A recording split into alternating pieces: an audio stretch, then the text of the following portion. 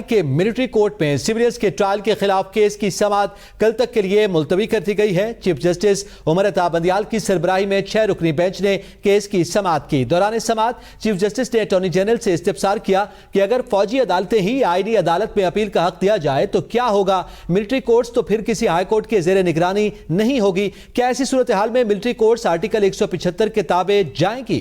اس پر attorney general نے کہا کہ جی ہاں، اپیل کے حق سے ملٹری کورٹس پھر عام عدالت بن جائیں گی۔ جسٹس اعجاز الحسن نے استفسار کیا کہ ملٹری کورٹس بھیجنے کے لیے کسی سول شہری کا فوج یا ان سے براہ راست تعلق لازم ہے۔ اس پر اٹارنی جنرل نے کہا کہ لیاقت حسین کیس کے مطابق تعلق ہونا لازم ہے۔ اس سے قبل سپریم کورٹ نے گزشتہ روز کا محفوظ فیصلہ سناتے ہوئے فوجی عدالتوں میں سویلین کے ٹرائل کے خلاف فل کورٹ بنانے کی استدعا کو مسترد کر دیا۔